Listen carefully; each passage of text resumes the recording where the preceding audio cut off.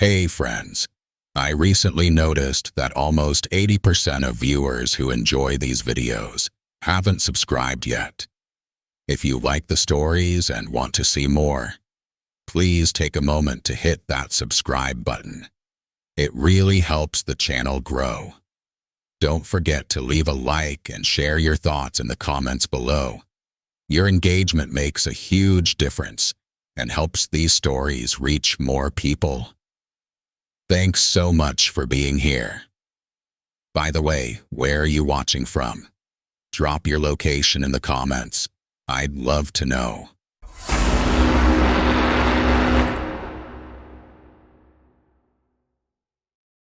So this thing that's been happening to me, it started about a month back, and I'll be honest, I'm still looking over my shoulder. I live in one of those suburbs that's basically a forest with streetlights, you know? My backyard slopes down into these woods that I've run through 1,000 times. My route always takes me past this giant, fenced-off reservoir, or what I think is a reservoir. The weird part is, it's a complete ghost on Google Maps. Just a blue blob with no label. I've asked around and nobody seems to know what it's for. As a runner, you get to know every crack in the pavement and every weird landmark, and this one always stuck with me. It began 3 weeks ago, and the silence since has been the worst part, because I know it's not over. My house is on what the realtors call the quiet edge of the neighborhood, where the neatly trimmed lawns give way to a tangle of older woods and the streets dead end at a high government fence. I'm a long-distance runner. It's my meditation, and my favorite loop takes me along that fence for a solid mile. On the other side is this vast, man-made lake that doesn't have a name on any map. Just miles of chain link and "trespassers will be prosecuted" signs. I've tried looking it up for years. No records, no name, nothing. It's just a blank spot. That should have been my first clue. The day it started, I was on my cool down, cutting back through the woods towards my house. I caught a movement in my peripheral vision, a flicker between the trees that was too upright and deliberate to be a deer. I chalked it up to fatigue and pushed it out of my mind. Fast forward to that night. A monumental thunderstorm rolled in off the mountains. I've always loved the rain. I sleep with my window cracked to let in the sound and the smell of petrichor. It's my lullaby. But that night, another sound wove itself into the rhythm of the downpour. It was soft at first, a whisper almost lost to the wind. Then it solidified into a voice, a woman's voice, clear and desperate, cutting through the drumming on the roof. "Hello, can anyone help me?" it pleaded, followed by a choked sob. "I'm locked out. I'm so cold." My body moved before my brain could process the danger. The thought of someone hurt, stranded in that deluge, overrode every other instinct. I bolted from my bed, didn't even grab a phone, and sprinted out the front door and around the side of the house. The rain was a cold, punishing shock, soaking me to the skin in seconds. I skidded on the wet grass as I turned the corner to my bedroom window. And there she was, a woman, Eileen Juarez, huddled under the narrow overhang, her clothes plastered to her skin. She looked up at me, her face pale and etched with a fear that seemed utterly, humanly real. "Thank God," she whispered, her voice trembling. "My car, it's down the road. I can't get in." And in that moment, my only thought was to be the good Samaritan, the hero in the storm. I had no idea I was just playing my part in a nightmare. "Let me get my keys," I said, the words feeling absurdly normal as they left my mouth. "I'll give you a ride." Her name was Eileen Juarez. She told me this between chattering teeth as I ushered her into the passenger seat of my SUV, a small lake already forming beneath her.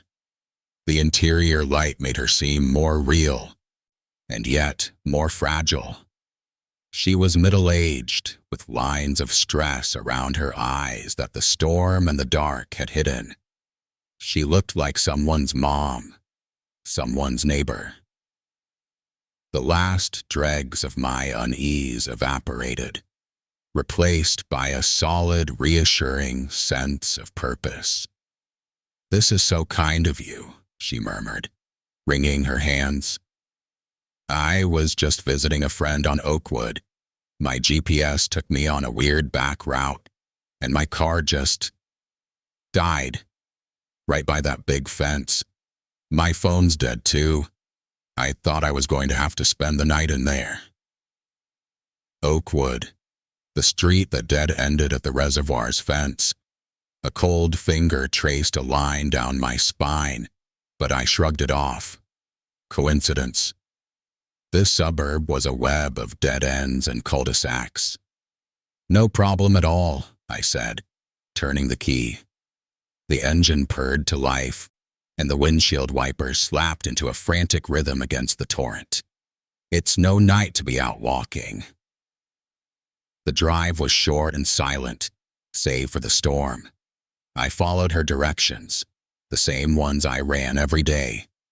We turned onto the service road that ran the length of the fence.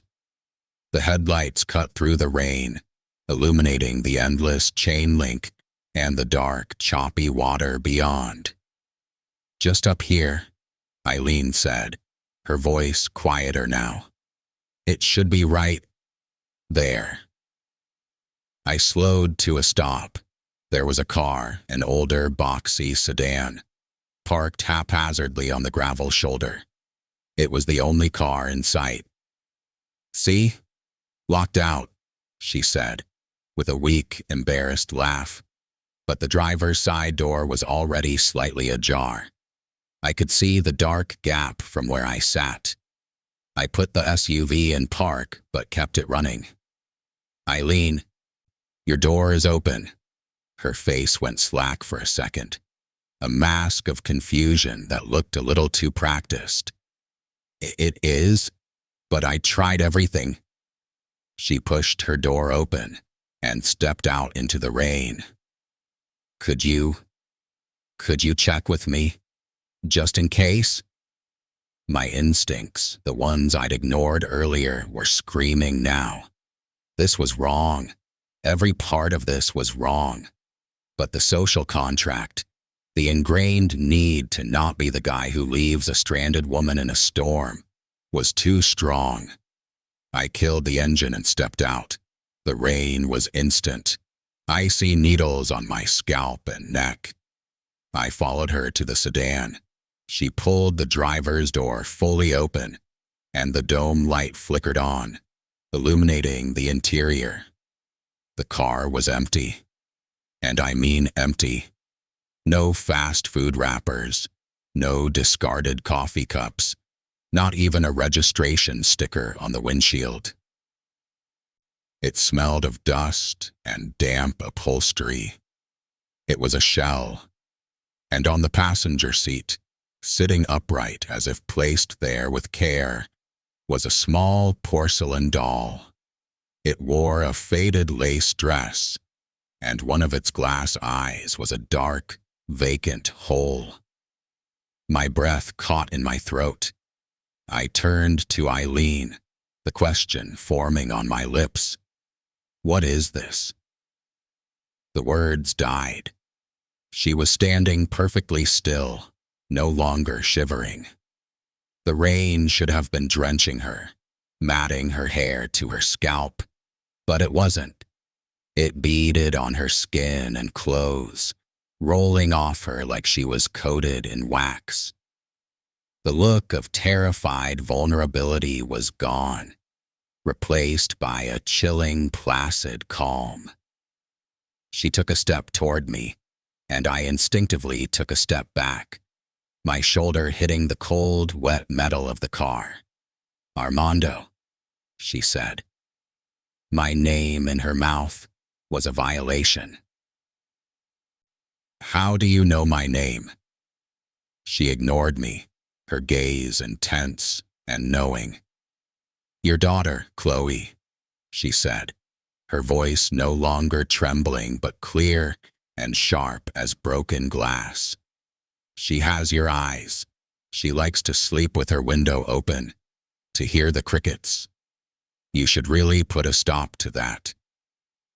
The world tilted. The roar of the storm faded into a dull hum. She knew my daughter's name, her habits, the intimate, quiet details of my life that were no one's business but our own. "The rain gets in," Eileen continued, a faint, cruel smile touching her lips. "And other things." I was frozen, paralyzed by a terror so complete it was a physical weight. I couldn't speak, couldn't move. She didn't vanish in a puff of smoke or melt into the shadows. She simply took another step back, her form seeming to blur at the edges for a split second. And then she was gone, not running, just absent. I was alone on the gravel shoulder, the rain finally beginning to soak into my skin, staring at the empty space where a woman who knew my child's name had just been standing. The only proof she'd ever existed was the unlocked, vacant car and the one-eyed doll staring at me from the passenger seat. For a long moment, I didn't move. I stood there in the downpour, the water finally soaking through to my skin, my eyes fixed on the spot where Eileen had been. The only sound was the hammering of rain on the sedan's roof and the frantic thumping of my own heart. A jagged fork of lightning split the sky, bleaching the world in a sudden, silent white. And in that stark illumination, the one-eyed doll in the car seemed to grin. A primal jolt shot through me. I stumbled back from the car, my shoes slipping on the wet gravel, and scrambled into the driver's seat of my SUV. My hands were shaking so badly I could barely fit the key into the ignition. The engine roared to life, and I slammed the gear shift into drive, peeling away from the curb with a spray of stones. I didn't look back. In the rearview mirror, the sedan was just a dark shape, swallowed by the storm. But I could feel the weight of that doll's single glass eye watching me go. The drive home was a blur of panic and fractured thoughts. She knew Chloe's name. She knew about the window. How? Had she been watching us? Was this some elaborate, terrifying scheme? None of it made sense. The image of her, perfectly dry in the heart of the storm, replayed behind my eyes. It wasn't a trick of the light. It was impossible. I skidded into my driveway, killed the engine, and burst through the front door, locking it behind me with a fumbling, frantic click. I stood in the dark hallway, dripping onto the hardwood, my breath coming in ragged gasps. The house was silent, save for the constant drumming on the roof. I crept to Chloe's door and pushed it open, just a crack. She was there, safe, curled up under her comforter, one arm flung over her head, her chest rising and falling in a steady, peaceful rhythm. And just as Eileen had said, the window was open a few inches, the sheer curtain billowing slightly with a rain-scented breeze. A fresh wave of ice-cold fear washed over me. I moved quickly, quietly, latching the window shut and locking it. The click of the lock sounded like a gunshot in the quiet room. Chloe stirred, but didn't wake. Back in the kitchen, I poured a glass of water with trembling hands, the events of the night crashing down on me. I had to report this. I had to call the police. But what would I say? A woman who couldn't get wet knew my daughter's name and then disappeared? They'd think I was insane. Maybe I was. The exhaustion, the stress of training. Could I have hallucinated the whole thing? A desperate need for proof seized me. My SUV had a built-in GPS that logged all my trips. It was a long shot, but if it showed the drive to the reservoir, then I knew it was real. I could at least tell the police about a stranded, mentally unwell woman. I grabbed my laptop from the counter, my wet fingers leaving smudges on the lid. I opened it, navigated to the vehicle's companion app, and selected the log for tonight. The screen populated with data. My blood ran cold. According to the GPS, my vehicle had never moved. The log showed the engine turning on at 11:47 p.m. and then turning off again at 11:48 p.m. A 1-minute runtime. The map showed my SUV as a stationary icon, parked squarely in my own driveway. There was no record of the drive to the reservoir. No route traced along the service road. Nothing. It was as if the entire terrifying trip had never happened. A strangled sound escaped my throat. I pushed away from the counter, my mind reeling. Digital gaslighting. It was the only explanation. But how? Why? I had to be sure. I had to know if any of it was real. Shoving my feet into a pair of sneakers by the door, I unlocked it and stepped back out into the easing rain. The dawn was still hours away, the world a palette of deep blues and blacks. I walked around the side of the house, my phone's flashlight cutting a shaky beam through the gloom, half expecting to see Eileen still huddled there. The space beneath my window was empty, just wet siding and trampled grass. But something else caught the light. A small, pale shape sitting neatly in the center of my welcome mat, as if delivered by a mailman. It was the porcelain doll. It was perfectly dry. I stared at the doll. It was a small, cheap thing, the kind you might find in a dusty thrift store, but its single, unblinking eye seemed to hold a universe of malice. The rain had softened to a drizzle, and in the pre-dawn hush, the world felt like it was holding its breath. I was holding mine. My first instinct was to kick it, to send it flying into the wet bushes, smash it under my heel. But a deeper, more primal fear held me back.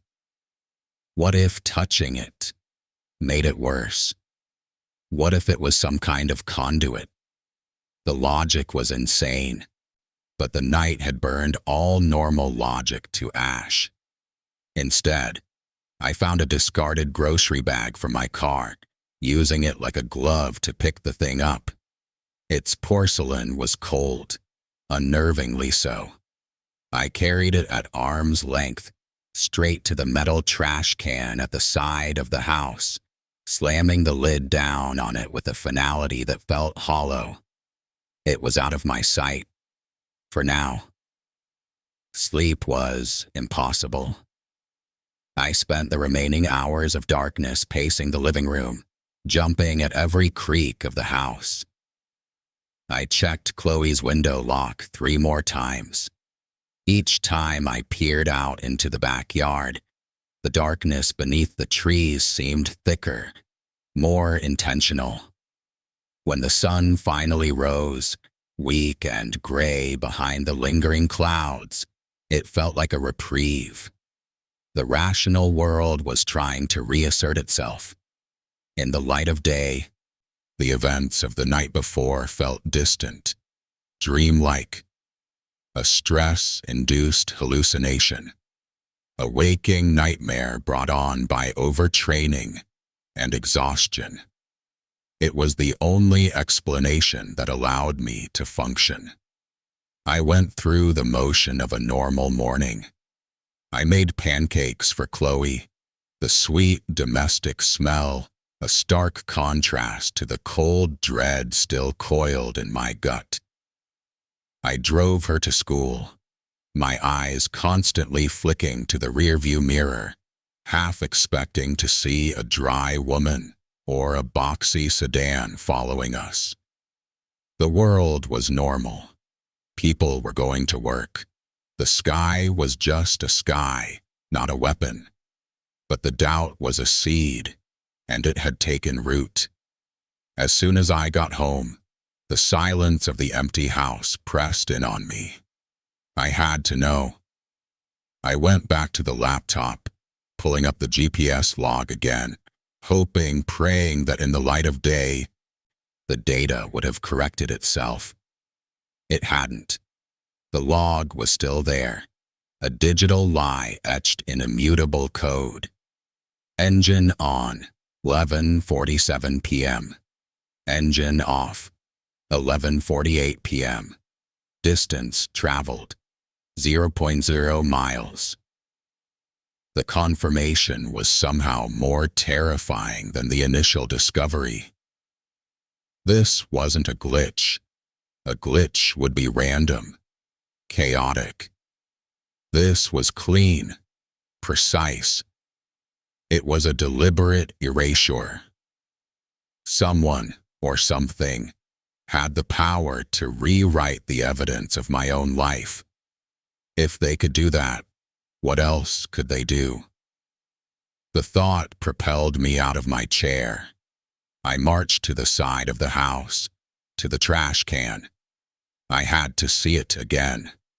I had to prove to myself that the doll was just a doll, a tangible object that could be thrown away. I lifted the heavy lid. The bag was there, right where I'd left it, but it was flat, empty. My heart stuttered. I grabbed the bag, shaking it out. Nothing fell out. No shards of porcelain, no scraps of lace. Just an empty, wet plastic bag. It was gone. A cold sweat broke out on the back of my neck. I hadn't heard a thing. No raccoons, no noise. It had just vanished. The day passed in a fog of paranoia. I called in sick to work. I tried to watch TV, but every show seemed to whisper secrets just below the audio. Every car that drove too slowly past the house was a threat. I was a prisoner in my own home, jumping at shadows. By late afternoon, the sky began to darken again. The weather forecast I checked on my phone showed a familiar icon, a thick black cloud with a lightning bolt. Another storm. It was moving in fast. As the first distant rumble of thunder echoed, I did what had become my new ritual. I checked all the doors. I checked all the windows. I made sure Chloe's was locked tight. I pulled the curtains in the living room shut. trying to block out the gathering dusk. The storm arrived with a vengeance, the wind howling, the rain lashing the windows. It was a replay of the previous night, a monstrous encore. I sat on the sofa in the dark, my knees pulled to my chest, just listening, waiting. And then I heard it. It wasn't a cry for help this time. It wasn't loud. It was a soft, intimate whisper. So close, it seemed to come from just the other side of the glass, weaving through the rain and the wind, as if they were no barrier at all. It was Eileen's voice. "You left the doll." The whisper sighed, a sound of mock disappointment. "I brought it back." My eyes snapped towards the window. There, silhouetted against the curtain by a flash of lightning, was the small, unmistakable shape of the porcelain doll, sitting on the outside windowsill. Its single eye was pointed directly at me. Click subscribe if you think protecting the innocent is more important than maintaining a facade. The people behind that fence allowed a monster to threaten a child's safety. Turning a blind eye for the sake of a quiet neighborhood is cowardice. Subscribe for accountability. If you believe in safeguarding our homes, comment, "Safety should always come before secrets."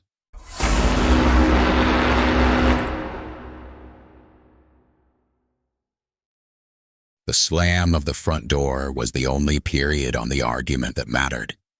It wasn't about the dishes or the money or the forgotten anniversary. It was about the silence that had grown between us, a silence so profound that our shouting just seemed to make it deeper. My wife's final, furious words, "Just go then," still echoed in the car as I sped away from the suffocating warmth of our home, from the life that felt like it was slowly crushing me. I didn't head for a motel. She'd look for me there. Instead, I pointed the car toward the one place she'd never think to go, the old fire watch tower. I'd bought the property and the decaying structure on a whim a year ago, a fantasy of a quiet man cave, a project to pour my frustration into.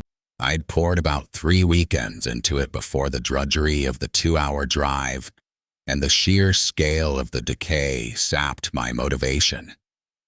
Now, it was just a ruin, a perfect, desolate refuge.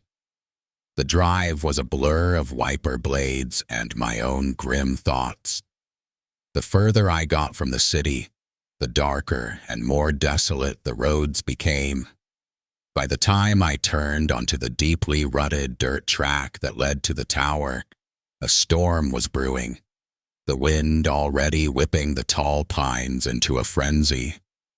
And there it was, the tower, a stark, rust-browned skeleton of iron and ambition spearing up into the bruised purple sky. The metal stairs, a zigzagging scar up its side, creaked and groaned even from a distance. The glass in the cupola at the top was long gone, leaving dark, vacant eyes. It wasn't a home. It was a monument to failure. And tonight, that felt appropriate.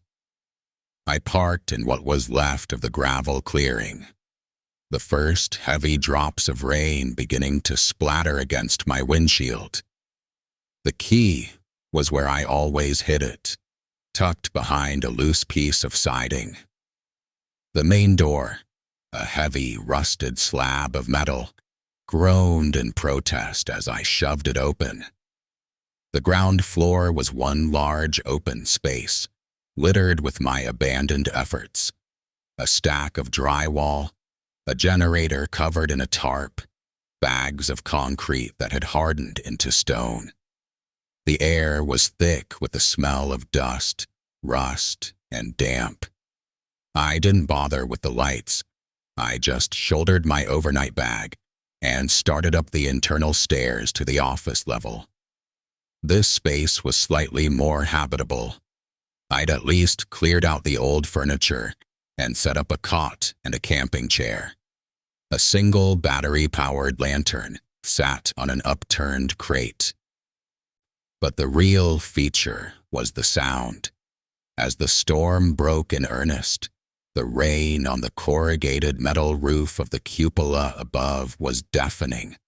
A glorious, overwhelming roar. It was the sound of being completely and utterly cut off.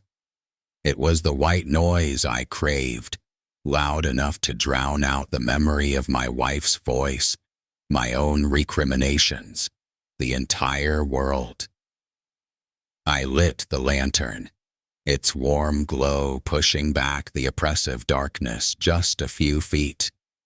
I sat on the cot, listening to the symphony of the storm, the rain's percussion, the wind's howling melody, the creaking groans of the tower's metal bones.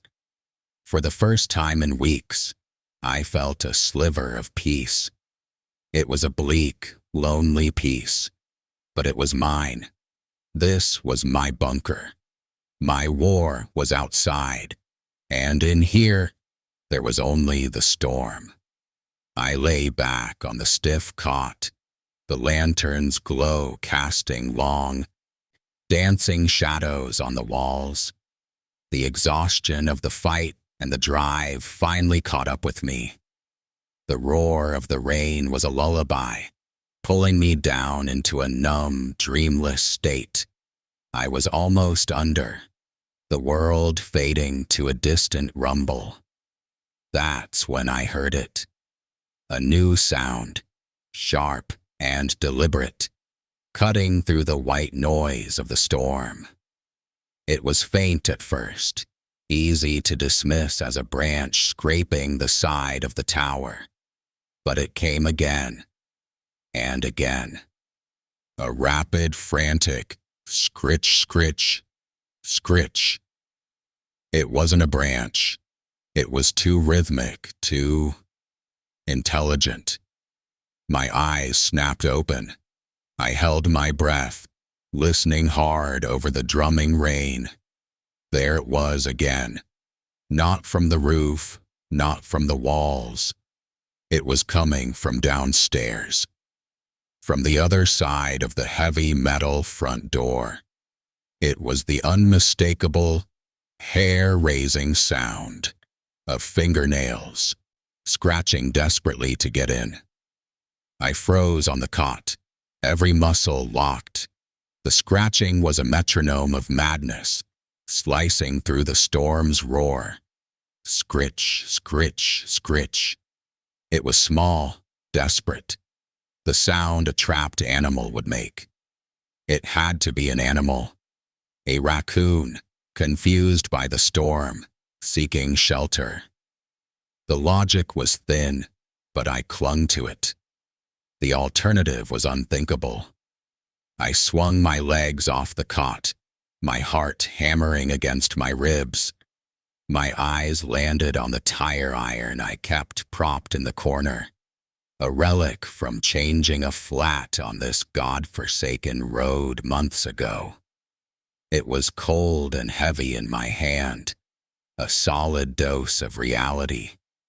I clicked off the lantern, plunging the room into near darkness, and crept down the stairs. The ground floor was a pit of black shadows. The scratching was louder here, a high-pitched, grating screech on metal. It was definitely at the front door. I stood at the base of the stairs, my breath held, and listened. Scritch, scritch, scritch. Pause. Scritch, scritch, scritch. It was methodical. "Hello?" I called out, my voice shaky. The scratching stopped instantly. The silence that followed was somehow worse. It was a listening silence. I could feel something on the other side of the door, waiting. I inched forward, my sneakers silent on the concrete floor. With a surge of adrenaline, I raised the tire iron and yanked the door open, stumbling back into a defensive stance. The wind and rain blasted into the room, soaking me instantly. The clearing outside was empty. There was no animal, no person, just the driving rain and the swaying dark shapes of the trees. I shone my phone's flashlight around the doorway, the beam jerky. No tracks in the mud, no broken branches, nothing. Just the wind, I muttered to myself, the words sounding hollow. A loose wire. Something. I slammed the door shut, throwing the heavy bolt and leaning against it, my chest heaving.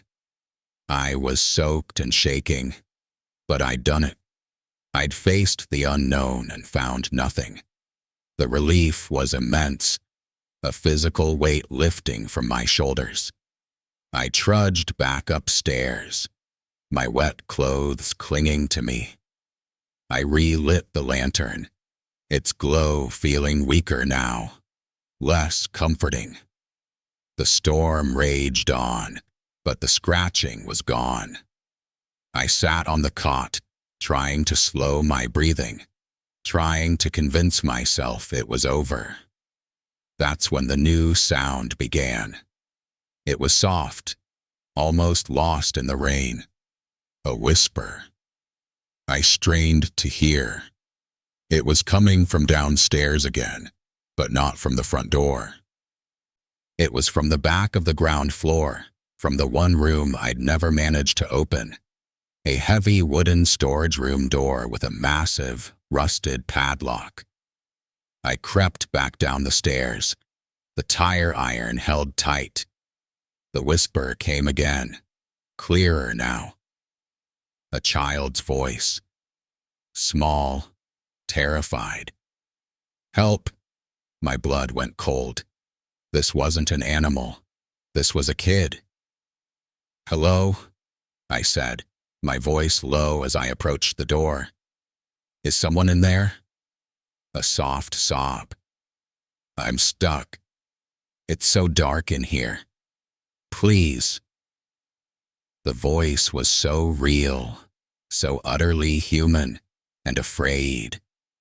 Every paternal instinct I had, instincts that had lain dormant and frustrated in my childless marriage, roared to life.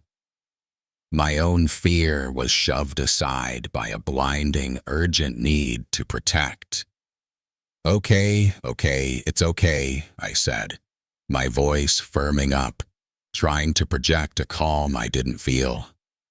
I'm here. My name is David. I'm going to get you out. Can you tell me your name? No answer. Just another soft, heart-wrenching sob. The padlock was ancient, thick with rust. I shoved the curved end of the tire iron into the shackle and heaved. It didn't budge. The metal groaned in protest. Hold on, I yelled, my voice cracking. I'm working on it. Just hold on.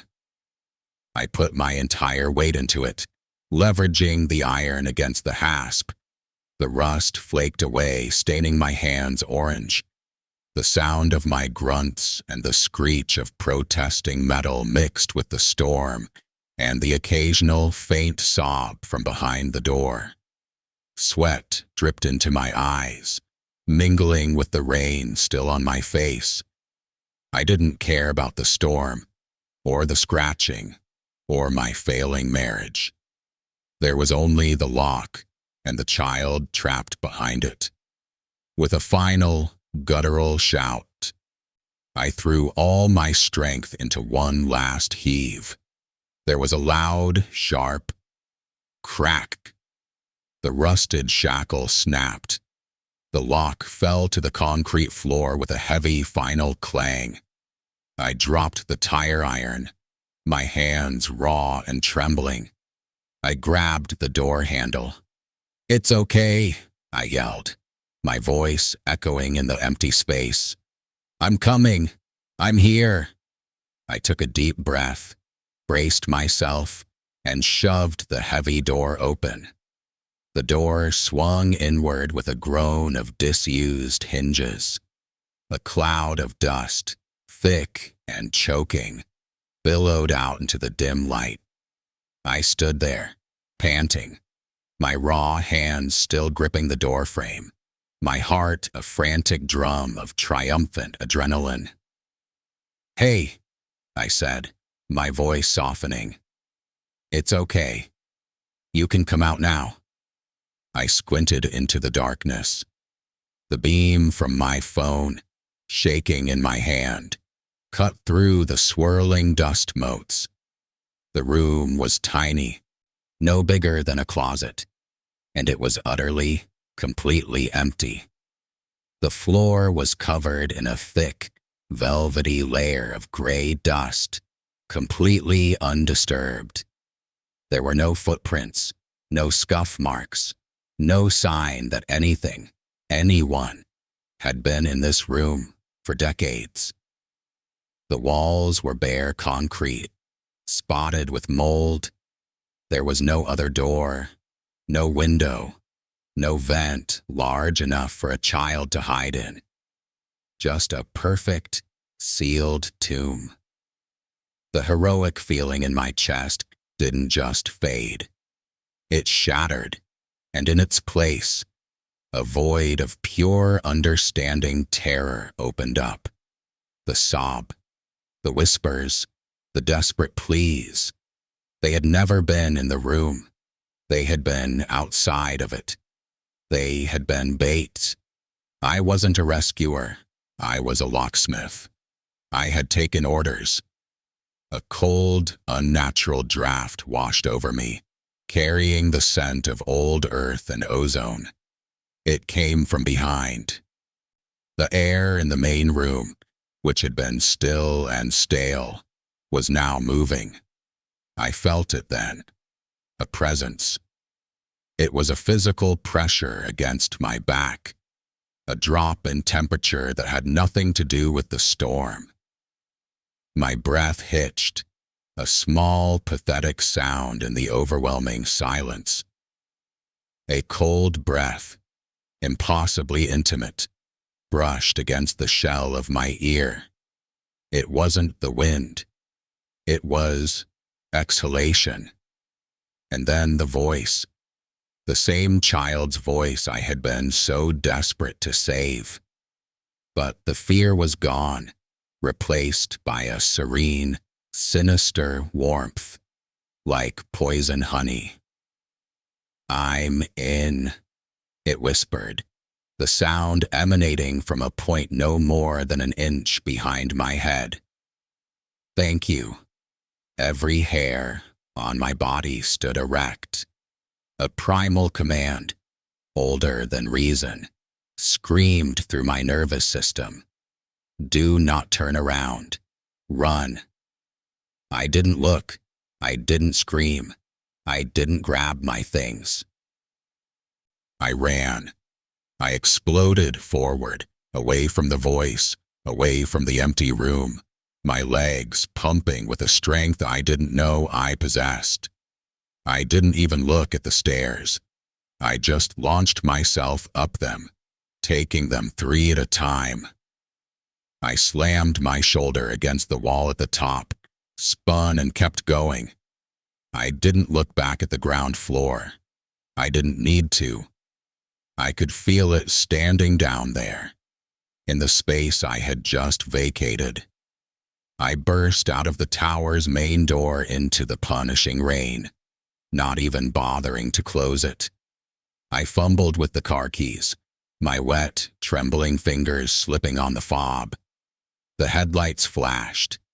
I ripped the door open, fell into the driver's seat, and jammed the key into the ignition. The engine turned over with a roar that was the most beautiful sound I had ever heard. I slammed the car into reverse, spinning the wheel and flying backwards out of the clearing, gravel spraying everywhere. I didn't care about the ruts, the mud, the overhanging branches that scraped against the paint. I just needed to be gone. I sped down the dark, winding road, the wipers on full blast, my knuckles white on the steering wheel. I didn't look in the rearview mirror. I was too afraid of what I might see looking back from the empty back seat. I was driving back to a house full of silence and resentment, to a wife who hated me, to a life that felt like a cage. But in that moment, it was the only refuge I had left, because I knew, with a certainty that chilled me to the bone, that the tower was no longer empty. I had invited something in, and a locked door at home suddenly felt like the flimsiest of defenses. Hit subscribe if you stand for resolving conflict instead of letting it fester.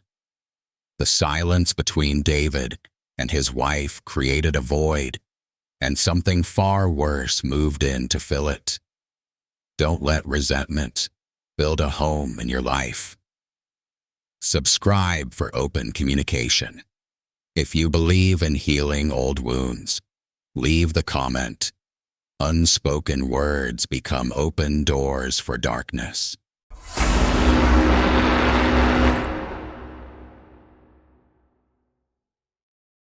Being the designated driver is a special kind of purgatory. You're sober enough to see the cringe, to feel the secondhand embarrassment, but not drunk enough to stop caring. And Leo Willingham, my best friend since the 3rd grade, was a world-class cringer when he was plastered. The party had been a dud. A bunch of people we barely knew standing around a fire pit, talking about their 401ks. Willingham had taken it upon himself to be the life of it, which meant he was now slumped in my passenger seat, smelling of cheap beer and profound, drunken philosophy. "The thing is, Hoff," he slurred, gesturing wildly and nearly hitting the dashboard. "The cicadas, they're like underground for 17 years. What do they think about down there?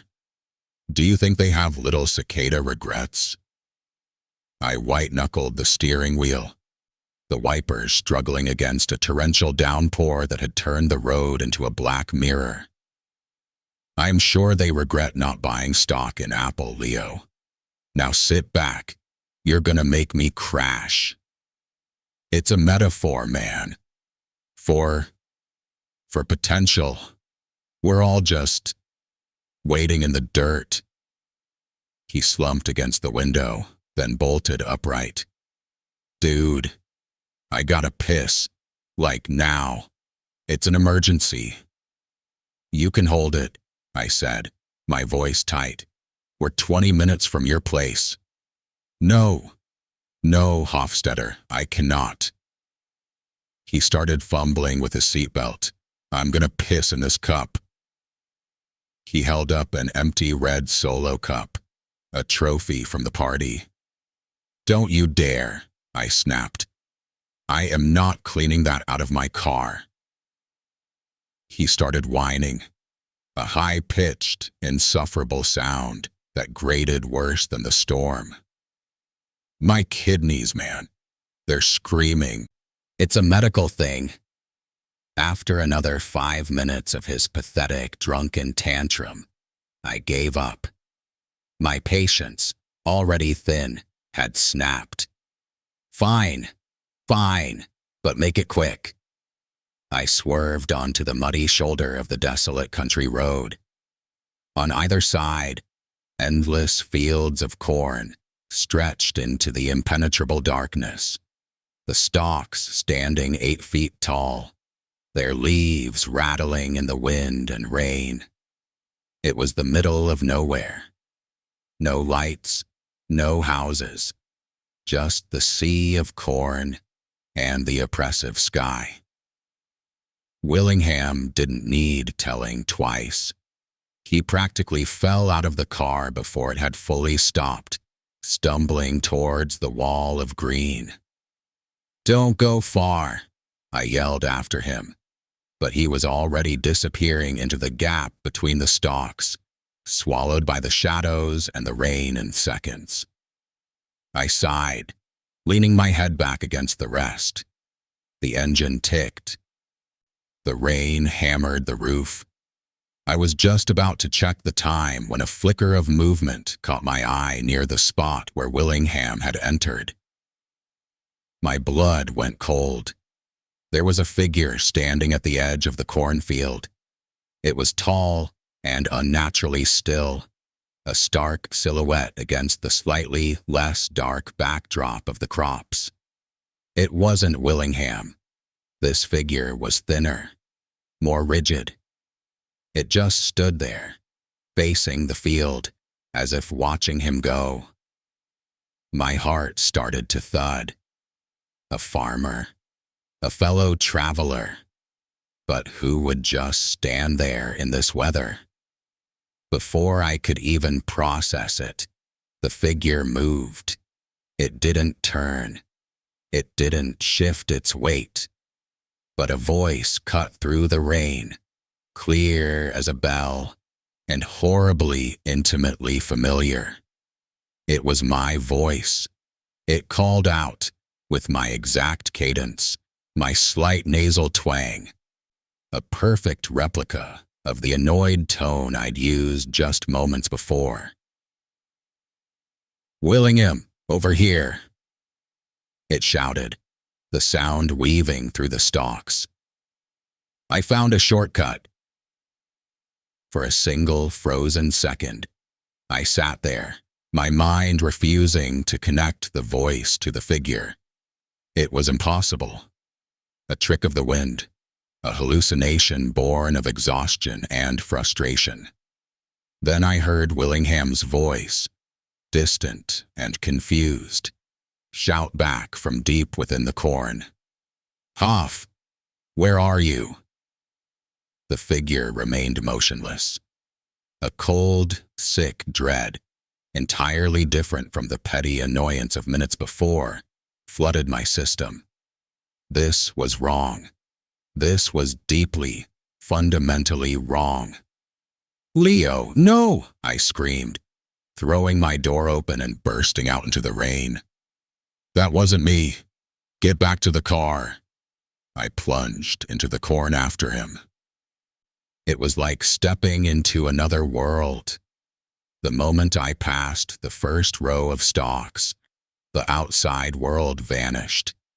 The rain was now a constant, dripping rustle all around me, and the tall corn formed a suffocating, labyrinthine wall. The muddy ground sucked at my shoes. The broad, wet leaves slapped against my face and arms, cold and sharp. "Willingham!" I yelled, my voice swallowed by the dense vegetation.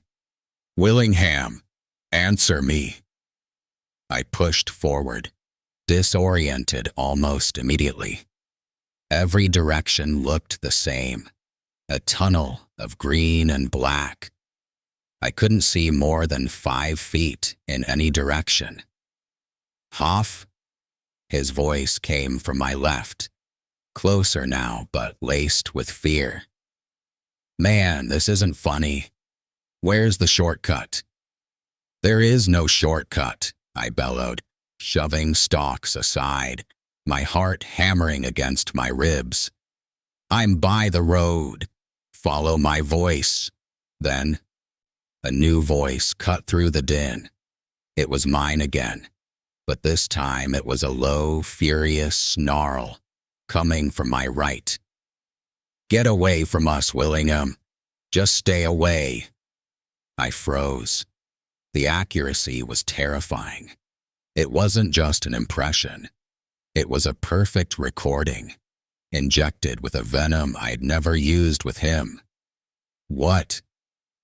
Willingham's voice, now from directly ahead, was shrill with confusion and hurt.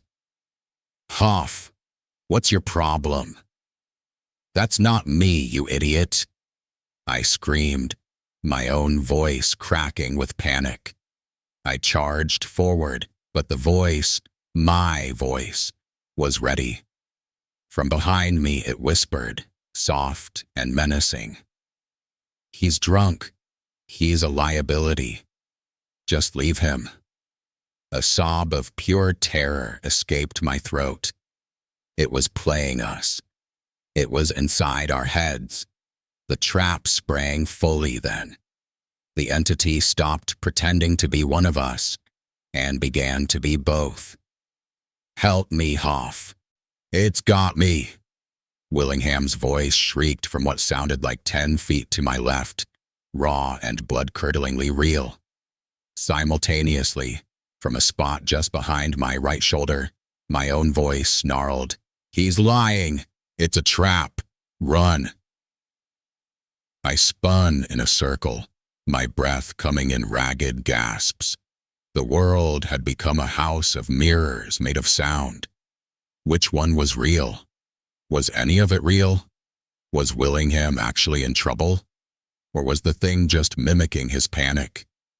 The paranoia was a poison, seeping into my thoughts, turning my concern into suspicion.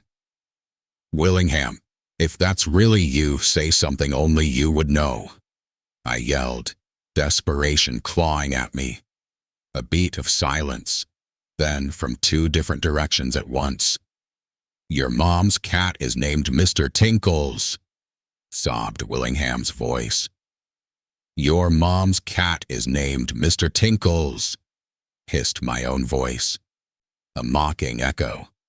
I clapped my hands over my ears, but it was useless. The voices weren't in my head. They were in the corn. They were everywhere. "Stop it!" Willingham's real voice, I was almost sure it was real, screamed from nearby. "Stop using his voice. Who are you?" The entity answered by using his. From a point just behind me, Willingham's voice, now dripping with a sinister, unhinged glee, whispered, "I was never your friend, Hofstetter. I've always hated you." Tears of frustration and terror mixed with the rain on my face. I was lost. We were both lost, and we were being systematically torn apart. The cacophony reached a fever pitch. Willingham's screams for help overlapped with my own voice, shouting threats and insults. The sound weaved through the stalks, a stereo of horror designed to drive us mad, to make us fear each other more than the unseen thing creating the chaos. I couldn't think. I couldn't move. I just stood there, trembling, a puppet whose strings were being cruelly jerked. And then, it stopped. Not faded. Stopped. One moment, the air was filled with our mimicked screams, the rustle of corn and the roar of the storm. The next, there was nothing. Absolute, total, suffocating silence. The rain ceased mid-fall. The wind died.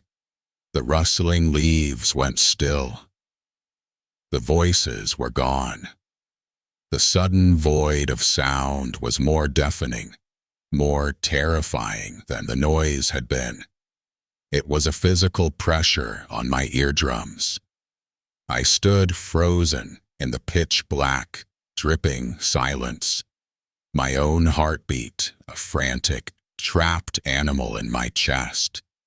The storm, the world, everything had been shut off. We were trapped in a silent, dark box, and I knew, with a certainty that turned my bones to ice, that we were no longer alone. The performance was over. The hunt was beginning. The silence was a living thing.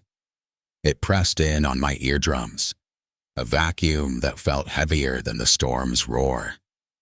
I couldn't hear my own breathing, only the frantic, thunderous pulse of blood in my head.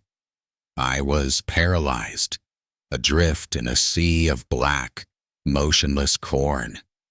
Every nerve ending screamed that something was moving just beyond my sight, gliding through the stalks that no longer rustled to give it away.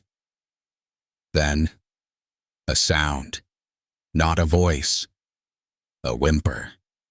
It was small, human, and utterly broken. It came from my left, maybe 20 feet away. "Willingham?" I whispered, the word a dry croak that was swallowed by the oppressive quiet. Another whimper, a shuffling sound. Driven by a final shred of instinct, I pushed toward the noise. I moved slowly, each step a deliberate, agonizing effort, terrified of what I might step on, of what might reach out and grab me.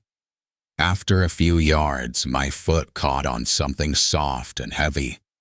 I stumbled, pinwheeling my arms to keep from falling on top of it. It was Willingham.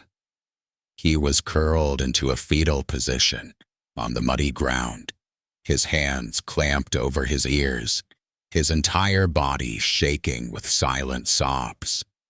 He wasn't drunk anymore. The terror had sobered him into a catatonic state. I knelt, grabbing his shoulder. He flinched violently, his eyes wide and unseeing. "Leo," I hissed, shaking him. "It's me. It's Hoff. We have to go, now." He didn't respond, just kept shaking. I hooked my hands under his arms and hauled him to his feet. He was dead weight, stumbling and compliant. I didn't know where we were going. I just knew we had to move. I picked a direction at random and started dragging him, one arm around his waist, the other shoving the unyielding cornstalks aside. We staggered through the endless, silent maze for what felt like an eternity. My arms burned, my lungs ached. Willingham began to mumble, the same words over and over. "It was you. It was your voice. It was you." I didn't bother arguing. The seed had been planted. I had heard the things I had said too. The cruelty had been so specific, so perfectly tailored to exploit our private insecurities. How could you ever fully trust someone after that? Then, a miracle. The corn thinned.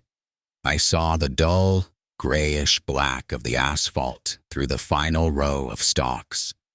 We stumbled out onto the road, collapsing onto the wet shoulder, gasping. We were at least a quarter-mile from my car, which was just a pair of distant, glowing red taillights in the gloom. As if our emergence was a cue, the world turned back on. The wind returned with a sigh. The rain began to fall again, softly at first, then building back to its previous intensity. The sound was a relief, a confirmation that we were back in reality. But it was a reality that had been permanently fractured. We sat there for a minute, just breathing, not looking at each other. "We need to get to the car," I finally said, my voice hoarse. Willingham just nodded, pushing himself unsteadily to his feet. We started walking, a wide, careful foot of space between us. The camaraderie of the party, the easy rhythm of our friendship, was gone. We were two survivors of a shipwreck, wary of each other. When we reached the car, the first thing I saw was the angle. The back end was slumped down, sitting far too low. My stomach sank. No, no, no, no. I ran the last few feet. There, lodged deep in the sidewall of the rear passenger side tire, was a long, black-handled screwdriver. It hadn't been thrown. It had been jammed in with brutal, deliberate force. This was no accident. This was sabotage, a way to strand us, to keep us there. The confirmation of a tangible, malicious intelligence was the final blow. This wasn't a ghost or a hallucination. This was something that used tools. Willingham stared at the screwdriver, his face a mask of numb horror. It punctured the tire, he said, stating the obvious in a flat, dead tone. A hysterical laugh bubbled in my throat, but I choked it down. There was no energy for hysteria. There was only the grim, terrifying task of survival. "We have to change it," I said. He didn't argue. We worked in near total silence, a chilling contrast to our usual constant banter. The only sounds were the rain, the grunt of effort as we loosened the lug nuts, and the metallic thunk of the jack. I did most of the work. Willingham's hands were shaking too badly to be of much use. He kept staring off into the cornfield, his eyes wide, jumping at every shadow. Every second we were out there felt like an eternity. My skin crawled.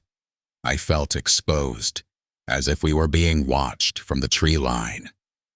I expected to hear my voice call out again at any moment, or to see that tall, motionless figure standing at the edge of the road. When the last lug nut was tight, I threw the flat tire and the tools into the trunk, not caring about the mud. "Get in," I said. We got in the car. I locked the doors. The sound of the central locking mechanism engaging was the most beautiful and the most futile sound I had ever heard. The drive to Willingham's apartment was conducted in a silence so profound it was a physical presence in the car. He didn't complain about the music. He didn't offer any more drunken philosophy. He just sat there, hugging himself, staring out the window at the passing rain. When I pulled up to his building, he didn't move. We should call the police," he said, his voice small. "And tell them what, Leo?" I asked, my own voice weary and hollow. "That a cornfield mimicked our voices and then someone stabbed our tire with a screwdriver? They'll think we're high or crazy."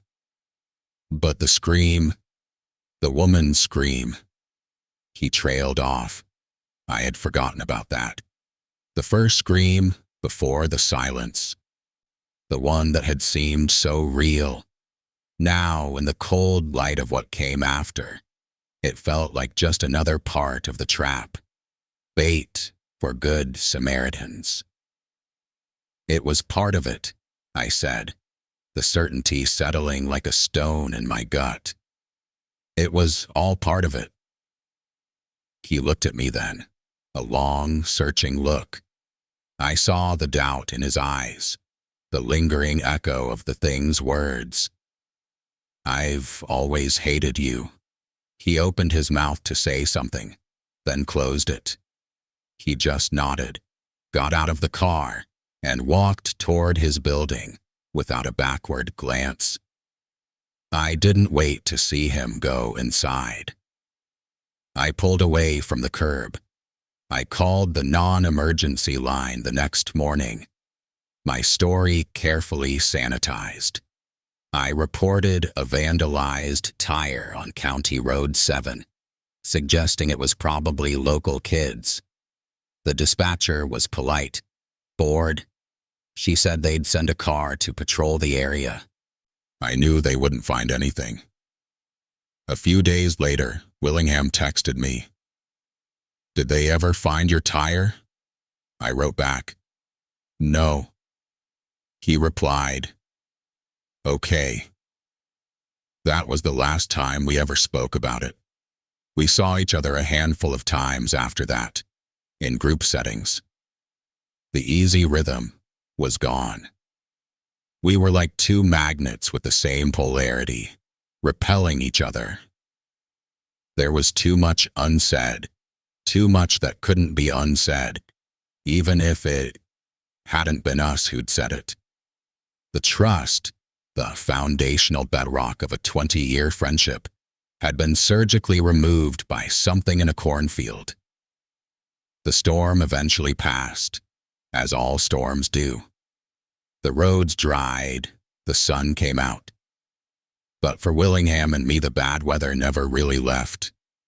It settled inside us, a low-pressure system of suspicion and dread. The mimic in the corn didn't just steal our peace that night. It stole the one person each of us could have talked to about it. It proved that the most terrifying monsters aren't the ones that hunt you, but the ones that know exactly how to make you hunt each other. Click subscribe if you think a real friend is worth fighting for, even when doubt is sown. Hofstetter and Willingham let the planted seeds of suspicion destroy their bond. A true friendship should be able to withstand even the most cruel manipulations. Subscribe for enduring connections. If you would fight to save a friendship from outside threats, comment, "A real bond can survive any test."